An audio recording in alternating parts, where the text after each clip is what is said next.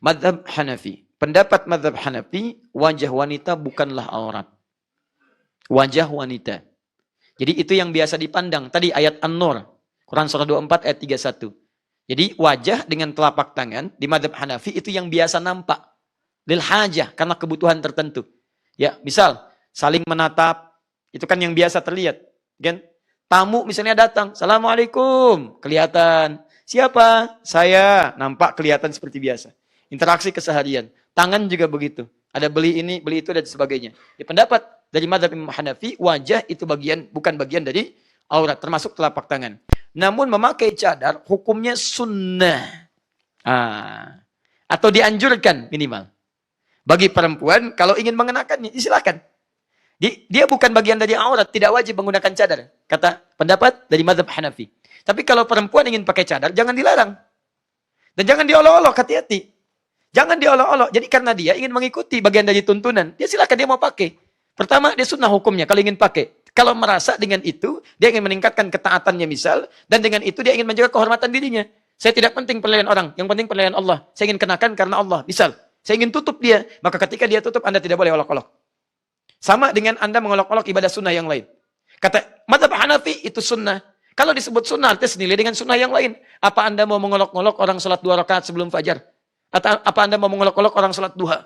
Apa Anda mau mengolok-olok orang sholat sunnah ba'diyah maghrib? Apa Anda mau mengolok-olok orang puasa sunnah Senin dan Kamis? Itu kan sunnah. Jadi kalau Anda ingin memikir mengolok-olok orang bercadar, itu sama dengan Anda mengolok-olok orang yang puasa Senin dan Kamis. Sama dengan mengolok-olok orang yang sholat sunnah 2 rakaat sebelum subuh. Paham sampai sini? Jelas. Jadi kalau ada yang pakai seperti itu, kita hargai dan kita hormati. Masya Allah. Semoga Allah berikan pahala kepadanya. Jangan diolok-olok. Wis, ninja datang. Teng. Kayaknya istrinya Hattori itu. Luar biasa. Itu jahat. Itu jahat. Dan dia telah melukai perasaan. Bukan cuma perasaan perempuan beriman, tapi juga telah melukai hadis-hadis Nabi dan ayat-ayat suci. Itu poinnya. Ya, jadi kalau Anda ingin bicara dengan yang baik, dengan kalimat yang indah. Ya, sentuhlah ia tepat di hatimu, maka ia akan jadi milikmu selamanya.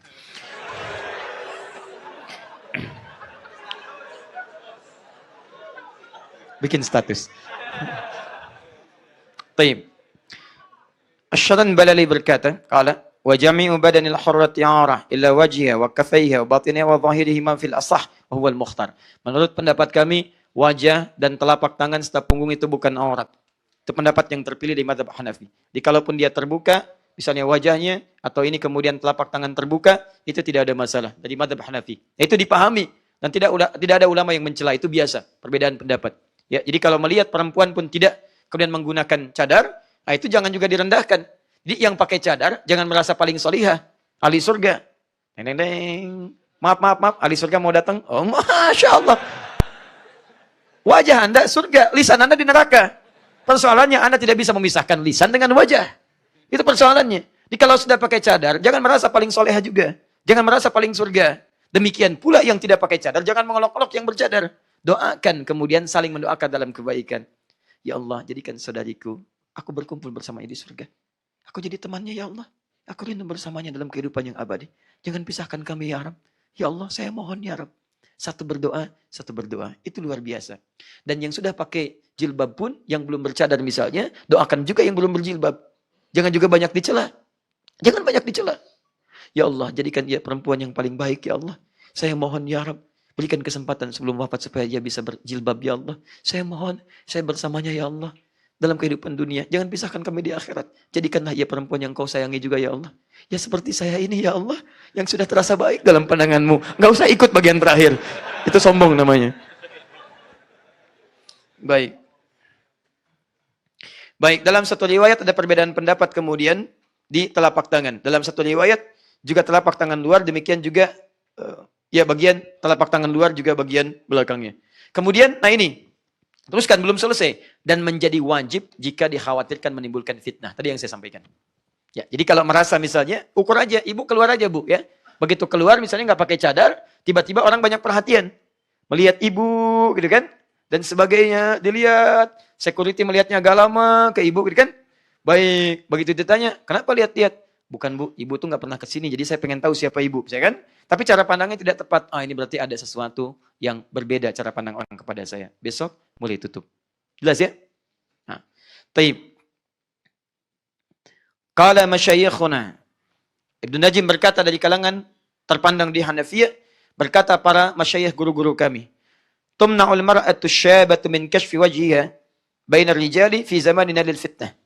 Jika ada perempuan-perempuan muda yang wajahnya sangat begitu menarik, maka syekh-syekh kami akan melarang tampak wajahnya di kalangan masyarakat. Tadi bukan karena terlampau cantik, tapi menyebabkan banyak orang gelisah dalam kehidupan. Ya, karena itu jika dalam mazhab Hanafi sunnah hukumnya tidak mencapai wajib, tapi wajib jikalau itu menghadirkan kondisi-kondisi yang tertentu. Dalam mazhab Maliki hampir sama. Hampir sama dengan mazhab Hanafi. Jadi sunnah hukumnya, tapi wajib jika dikhawatirkan menimbulkan fitnah. Jadi sama hukum antara mazhab Hanafi dengan mazhab Maliki. Ya, Imam Malik, Imam Darul Hijrah, imam yang sangat banyak memberikan kontribusi, lahir, tinggal, menetap sampai wafat di Madinah. Dan beliau memberikan fatwa, sunnah hukumnya bercadar dan wajib jika menimbulkan fitnah. Bahkan Al-Qurtubi berkata, qala Ibnu Khuwaiz min Dad, wa huwa min kibar ulama al-Malikiyah. Termasuk syekh dari kalangan Malikiyah yang sangat dihormati, sangat terpandang memberikan fatwa, innal mar'ata idza kanat jamilatan wa khifa min wajhiha wa kaffaiha al-fitnah fa 'alaiha satru dzalik. Jika seorang perempuan sangat cantik luar biasa, jamilah itu cantik, memiliki sifat jamalah. Jamalah artinya paras yang luar biasa, keindahan yang tampak. Jamilah dimiliki, jadi perempuan yang cantik. Jamilah sifat cantik. Mulan cantik luar biasa. Mulan jamilah. Laki-lakinya jamil, ganteng. Ganteng luar biasa. Maka Saiful misalnya ganteng luar biasa. Maka disebut Saiful jamil.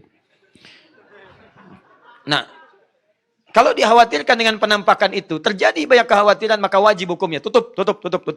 Fa'aliyah satu dzalik. Termasuk bagian telapak tangan. Kalau dikhawatirkan tampak misalnya punggung terutama ya, misal kelihatan tapi jadi fitnah. Ini kelihatan nih. Aduh, wajahnya bercadar, tangannya gimana ya? Bisa. Ada orang menelisik tutup. Nah, itu pendapat mazhab Malikiyah. Jadi wajib hukumnya jika menimbulkan fitnah, sama dengan Hanafiyah. Wa in kanat ajuzan aw muqbihatan jaza an tukshafa wajhuha wa kaffaiha, atau takshifa wajhaha wa kaffaiha. Tapi jika sudah berumur, sudah nampak ketidaktertarikan bagi siapapun yang lewat. Ya, Anda sudah berusia 10, 80 tahun, 90 tahun, kan? Tapi kan saya masih merasa cantik, Ustaz. Silakan aja. Silakan saja kalau itu, tidak ada masalah. Ya, baik. Tapi persoalannya di sini dikatakan mukbihatan. Mukbihatan itu kelihatan ya sudah tidak cantik lagi. Sudah mutlak kelihatan tidak cantiknya. Ya. Jaza'an takshifa wajh. Yang seperti itu boleh kemudian silakan dibuka. Tidak pun menggunakan cadar, tidak ada masalah, silahkan dibuka. Karena ilat fitnahnya sudah hilang dalam kehidupan. Jadi, saya cek lagi, pendapat Hanafiyah, hukum cadar apa? Sudah. Kalau dikhawatirkan ada fitnah, hukumnya apa? Baik, sama dengan pendapat apa? Malikiyah. Kalau sudah yang demikian sepuh misalnya, boleh tidak pakai cadar? Boleh. Bahkan nanti, kalau sudah sedemikian sepuh lagi, dan ini ada di keterangan An-Nur, bahkan semakin ringan lagi. Dia boleh hanya menggunakan misalnya bagian penutup kepalanya saja. Itu ada. Bagian orang-orang tertentu yang memang sudah dipandang, oh ini kalaupun demikian, orang sudah nggak akan banyak tertarik dengan keadaannya. Dan tidak dikhawatirkan menimbulkan fitnah lagi. Paham ya? Baik. Nanti teruskan dulu. Kemudian mazhab Syafi'i. Awas, hati-hati. Mulai naik levelnya nih. Pendapat mazhab Syafi'i, setiap perempuan yang hadir di depan ajnabi yang bukan mahramnya, orang-orang asing, yang tidak terkelindan dengan hubungan kekerabatan yang mahram dengannya, maka hukumnya wajib menutup seluruh tubuhnya, termasuk mengenakan cadar.